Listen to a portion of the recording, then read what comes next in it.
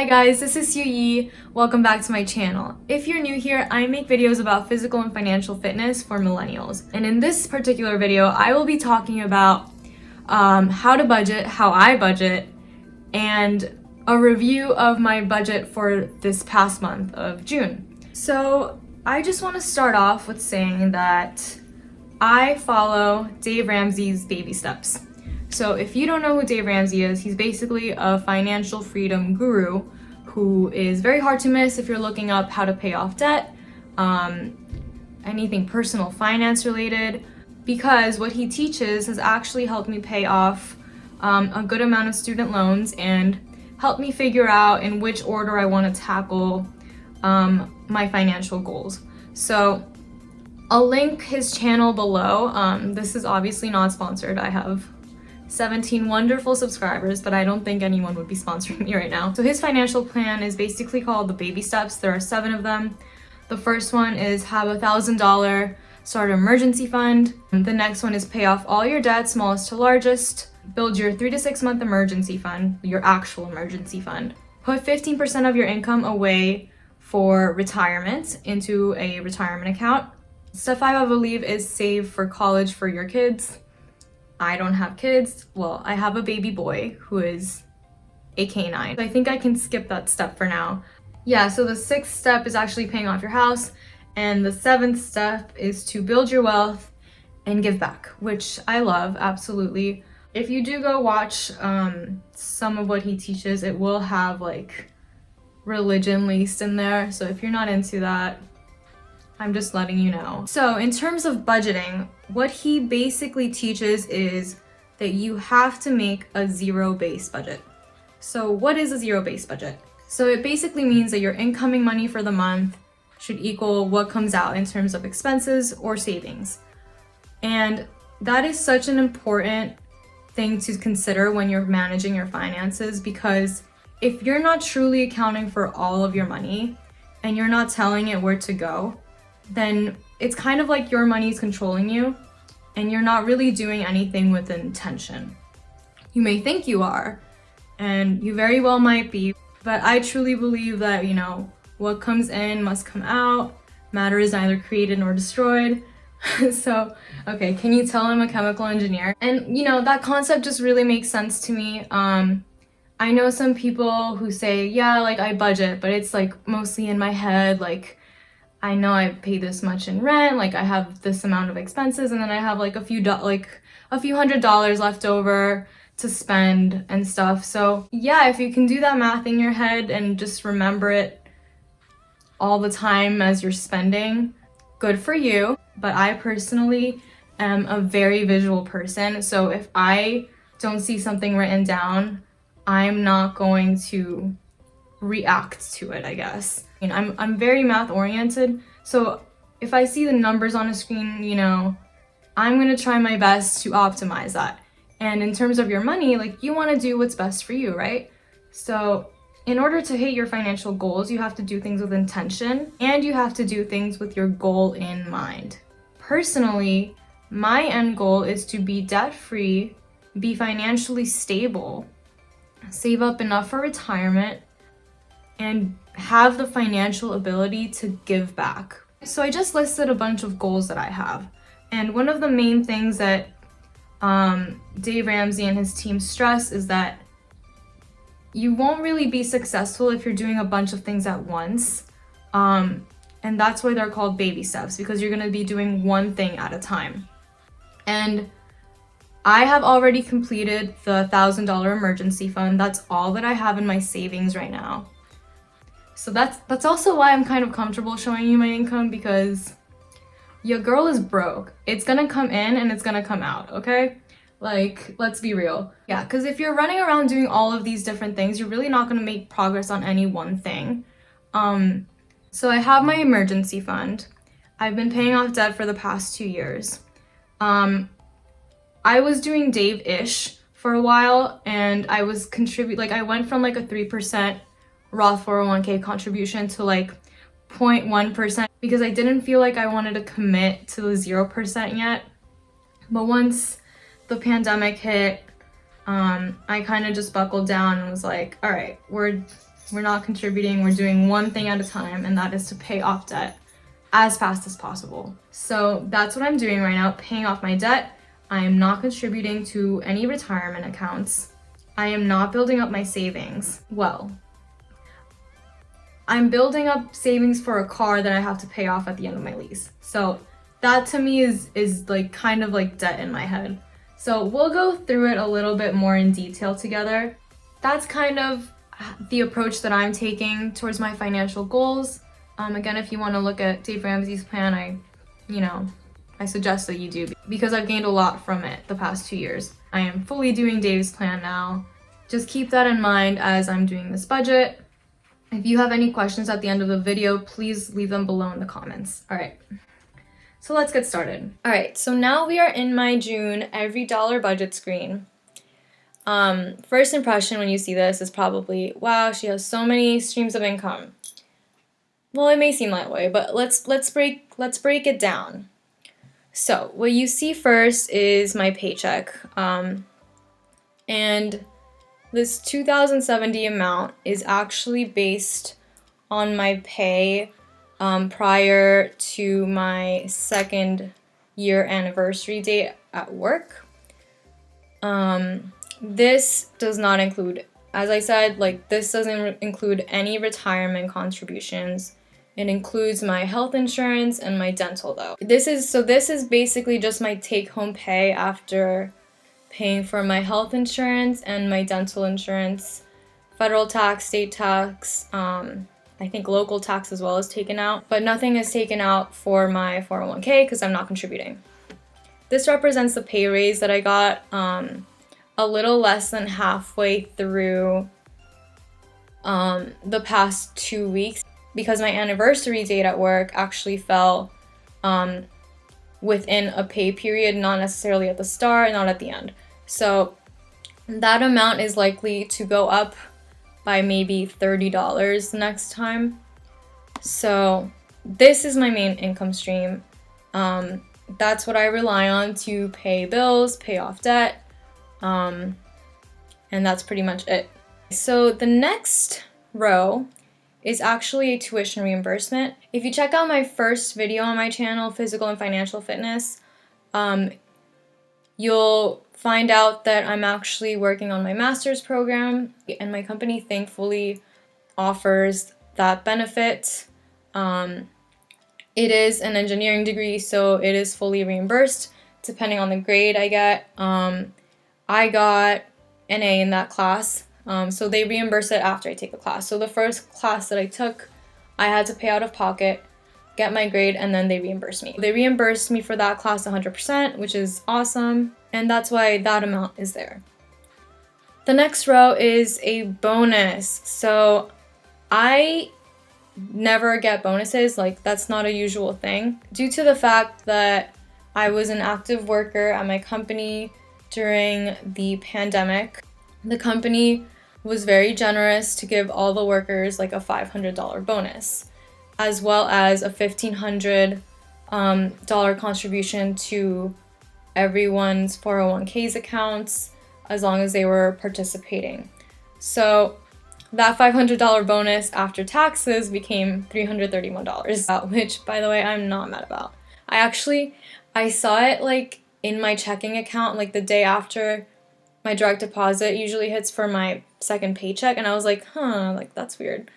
I actually contacted HR once I saw it because I thought it was a mistake, and then they sent out the email explaining what it was. So that was really nice.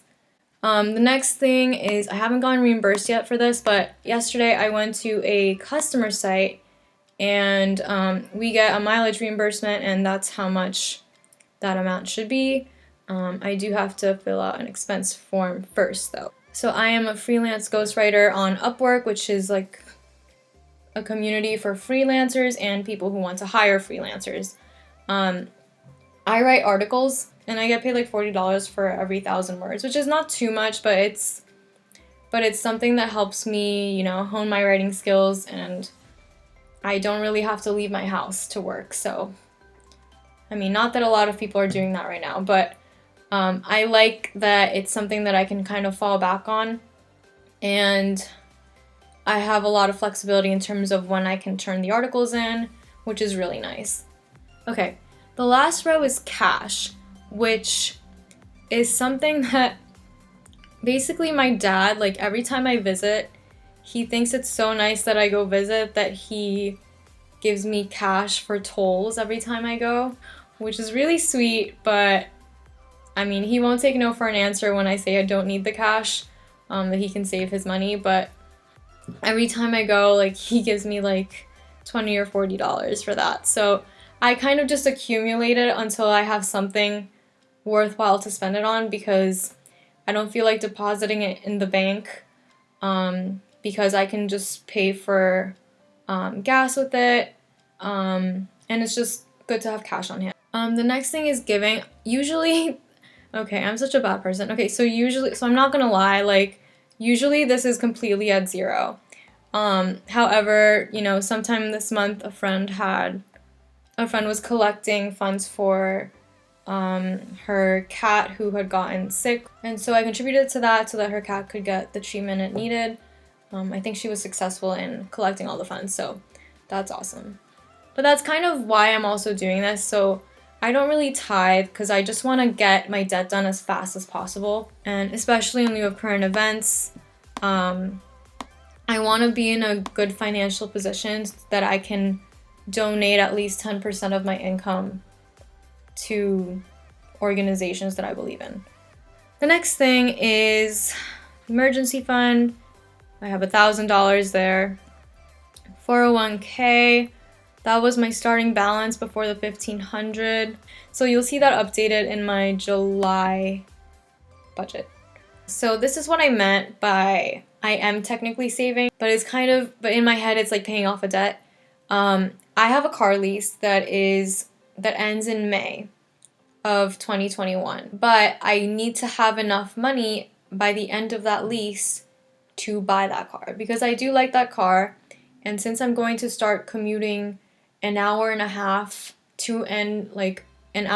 each way to work, I'm gonna need a reliable car, and I think my car right now has like 15,000 miles after having it for over 2 years, which I think is really good. I'd like to pay for that car at the end of my lease, so I'm currently saving up for that. Since I paid off my federal loans, my credit card, my private student loans do have interest on them, but that is not going to be paid off by the time I have to buy this car. So that's why I'm putting this step in first. So as you can see, I'm sending in like $1,900 towards that. Okay, so the next thing is housing. I pay a ridiculous amount of rent, but I have justified it because I live very close to work. In fact, I could probably bike to work, but I won't because the one road I take is kind of not biker friendly. This actually includes the pet fee for my apartment. It's like $35 a month, so I just put that all together. And you know what? I have a washer and dryer. When there's no pandemic, I have a fitness center and a pool, and I'm happy here. It's a very nice area, no complaints, wonderful management office. I think that all of the apartments I saw around the area did not meet those standards, and some of them didn't even seem that safe to live in. So I went with safety on this, and maybe luxury as well, but I'm very happy here, so it'll still be very hard to leave in December. So I do have Verizon Fios for my internet. I'm guessing they're probably more expensive than other internet services, but I think they have a deal with the management of this complex, so that's the one I had to get. I am a millennial. I do not have a landline. I do not pay for cable. Everything I need to do is on the internet, so that is definitely not an expense I will be acquiring anytime soon. The next thing is my water. That's due on the 30th, but I already got the bill for it, so that's how much I'll be paying. Electricity has gone down significantly since it's gotten warmer. Air conditioning does not cost nearly as much as heating. And then there's like a standard $10 fee for trash removal every month. So once I finished my first class for my master's, I decided to take a summer class, and because of the pandemic, the tuition has been reduced depending on the amount of credits you're taking in a given quarter.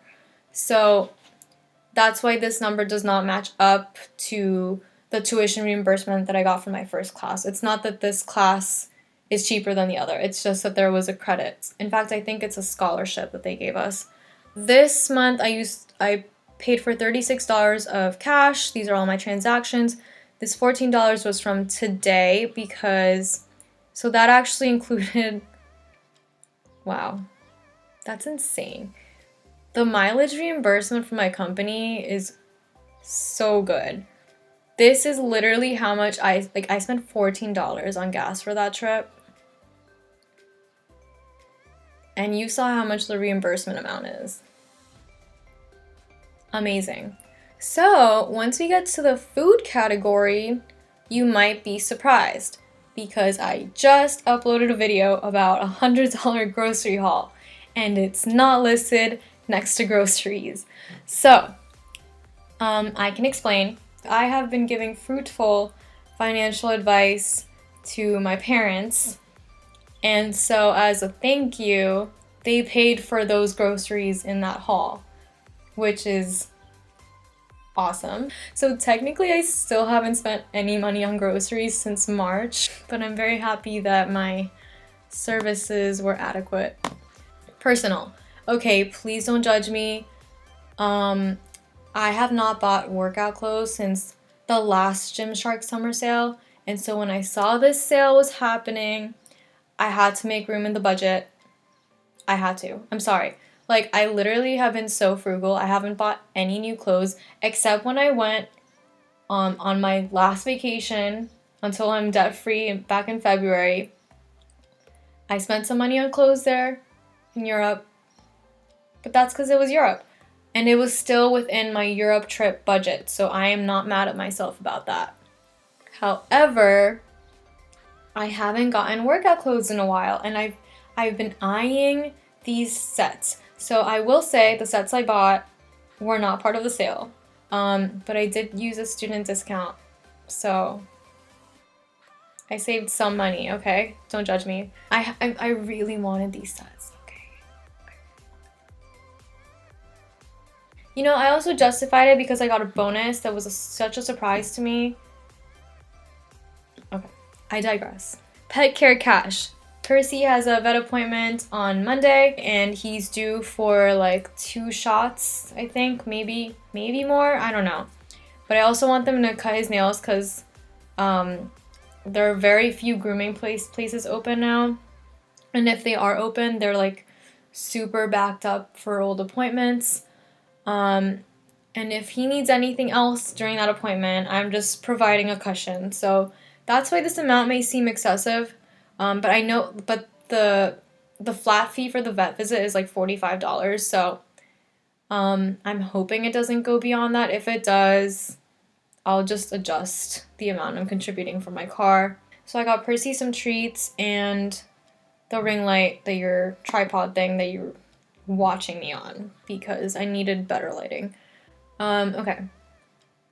My phone, this is just the fee for my cell phone. I have AT&T, so it's kind of expensive, but I don't feel like switching at this point.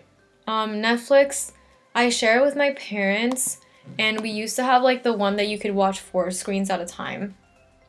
And I was like, no, because I want to save more money. So I lowered it to like the 1 screen at a time, 1 standard definition, which is really not that bad. Like sometimes they'll be watching something and I can't watch, but it's okay, I'll live. Gym. So I had gotten a gym membership at Planet Fitness at the beginning of the year, like every other New Year resolution person.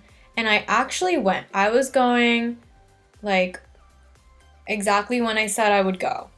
And I was pretty good at it. I was building strength.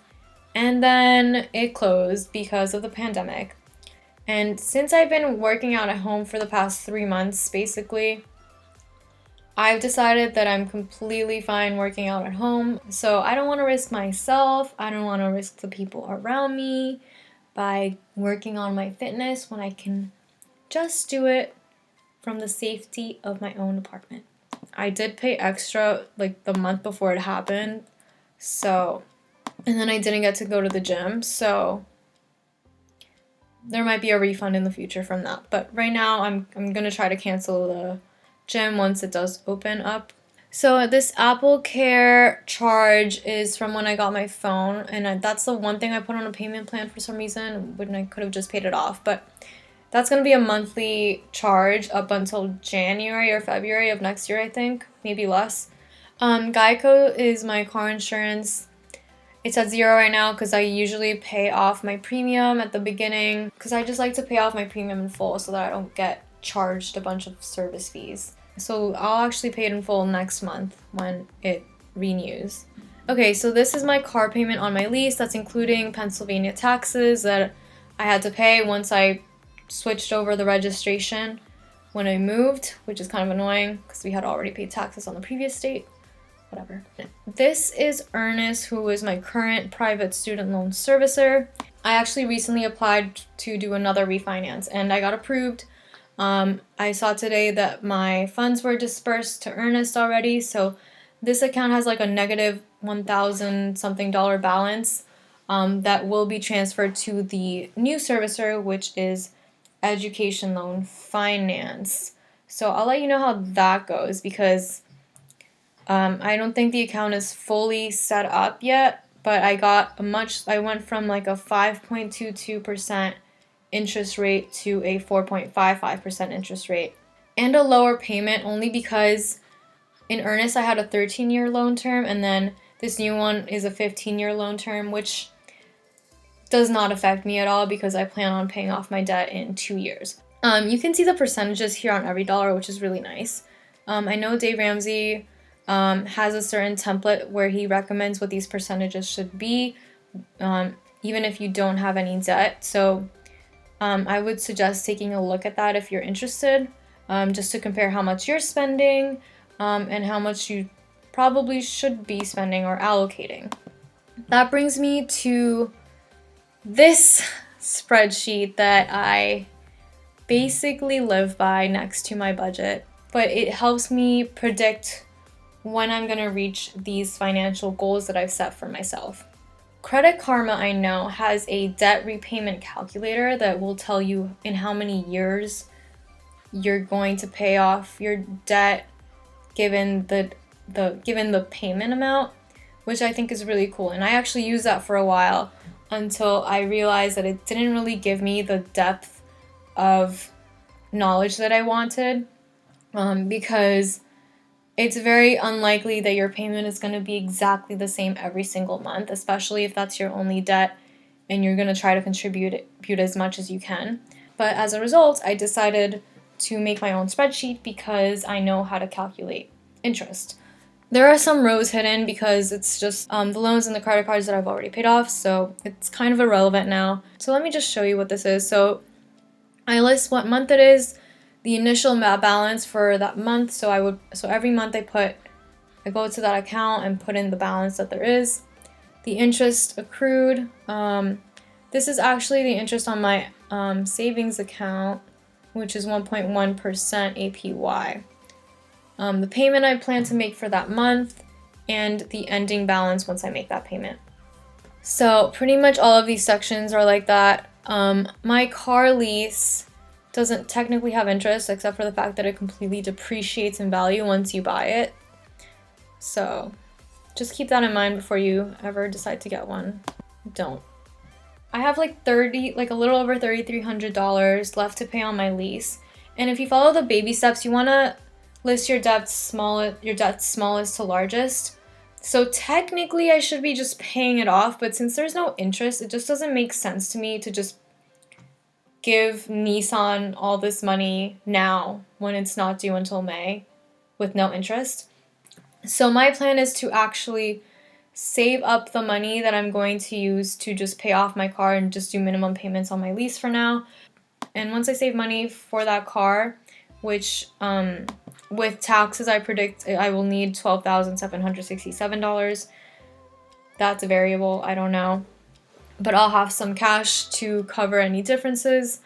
Once I hit that goal, I'll be able to start saving up earlier, I guess, to have the money to pay off my lease in case I want to pay it off before May. Maybe I'll keep making minimum payments, maybe not. We'll see. But I just put it at the end of this year because it just made sense to me. And then I'll just have that money in my account for now. So this month, that's how much I plan to contribute. I do not highlight it the darker color until that month is done, just to track my progress. So the clear cells are basically what I'm working on actively. The shaded area is what I'm working on and paying off, but making minimum payments. And it basically means that I'm working on a different step, which is this one in this case, until it gets to the clear step, because I'm no longer working on this step. I'm fully committed to the car lease step.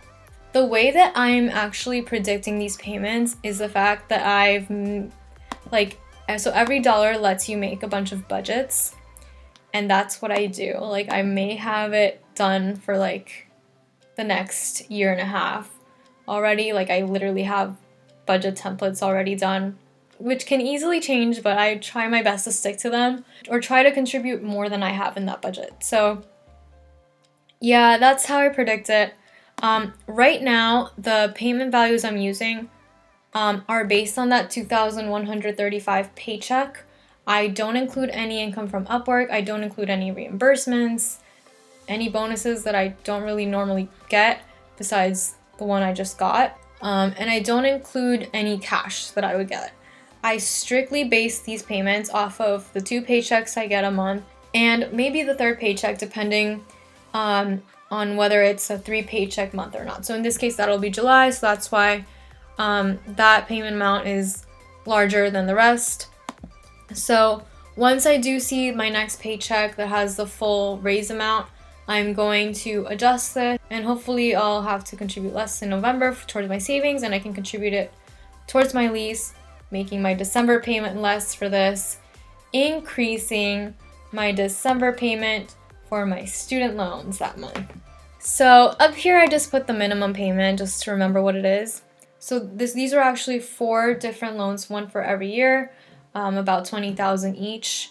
When I graduated, it was $96,000. The interest rates ranged from 7% to like 10 something percent, which was insanely high.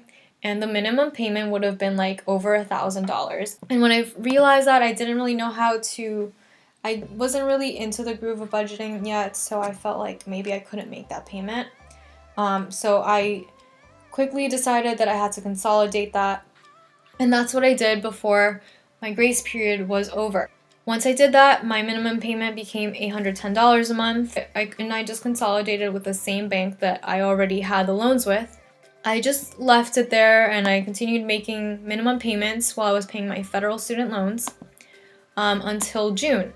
So in June, I was like, this is still a ridiculous amount of interest because I'm paying $800 a month, and $600 of that is going towards interest every single month. That is 75% of your payment going towards interest. It's not even your loan. Like, it doesn't even go to your principal. So I wasn't making any progress on this loan with this interest rate. Like, it took me 6 months on minimum payments to go down like not even $2,000. I had clearly paid over $2,000 in payments. So in June, I had a pretty good credit score. So I decided to shop around for more rates. I used Credible. I looked up the ones that don't work with Credible. And so I think for this one, it was through Credible. And I got a refinance rate from Citizens Bank, who actually works with First Mark Services, which personally, I had no issues with them. I just didn't like the design of their interface, which it just wasn't the most user-friendly. Neither was Wells Fargo, to be honest. Neither of them are that good. So my consolidation was a 7.79% interest rate. After refinancing with Citizens Bank, I got it to 6.22%. That may not seem like much of an interest rate change, but it saved me at least $100 a month in interest, which means that $100 more a month was going towards my principal. So I personally think that's an awesome savings. So every time you refinance, the new servicer will typically give you an extra amount. Will typically pay an extra amount towards your previous servicer, just to account for the interest that may accrue between the whole refinancing process. So in this case, what I did with that extra cushion, I think, was send it towards my federal loans, which I was trying to pay off first. But in turn, that raised my principal amount to $96,000. So that's basically where I started, which is dumb. You know what? I finished paying off my other loans. I'm fine. But that's why it's higher. Either way, my interest every month went down. As you can see, my monthly payment went up. I'm guessing it's because the term of that loan was shorter. It might have gone, because I think this one was 20 and then this one maybe was 15 or something. Then in November, I decided to refinance again. ¿Por qué no? No, verdad? So this time it was with Earnest, which is my current old loan servicer, I guess.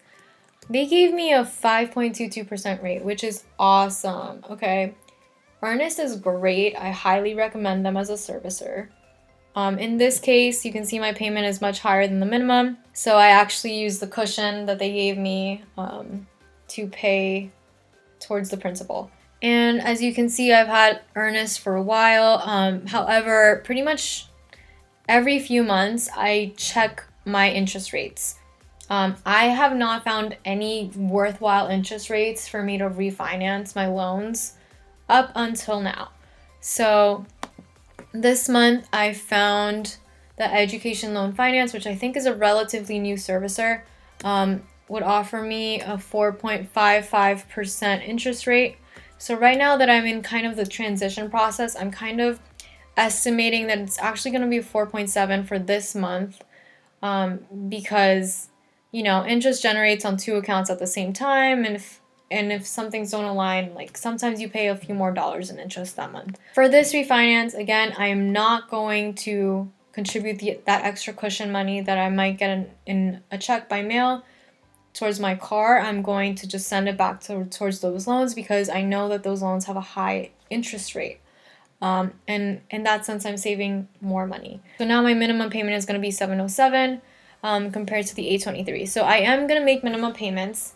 I was thinking of just keeping it at $823 just to match what I was doing before, but I do want to just finish up my car savings and then at the end of this year work on my student loans. December is the last time that I'll be working on things other than my student loans, hopefully, if all goes well. And you'll see that right now I'm predicting to have those paid off in December of 2022. Of course, that'll change once I get my paycheck with the full raise amount, because I'm not predicting any raises or any income that I don't see in my regular 2 paychecks a month, because I don't like to get discouraged when I don't get that amount. I don't want to count on something that may not happen, and I think this is a very practical view of things. And if I get a raise, I'm going to be overjoyed. Yeah, so I don't really expect anything other than the fact that I'll have a job. Hopefully that remains true. So that's my end date right now. And then I'm going to try to save up. So I have the $1,000 saved up. So I want to have a total of $10,000 in my emergency fund. At this point, I will already be living with my parents. That's why I can make all these huge, big chunk of payments every month. And once I have my emergency fund, I'm going to start working on a down payment. So I'll show you guys that in more detail once I do get a bit closer to that point in my life. But yeah, this is my spreadsheet. You're welcome to copy it for your own sake. I wish I could make a general template for everyone, but honestly, I clicked on some of these formulas, so you can probably see, like, calculate like what the how your interest would work. If you want to make a detailed budget, like, you can totally do that. Clearly, I've taken it to an extreme. That's something I've really learned about myself lately, that I can be an extremist when it comes to money.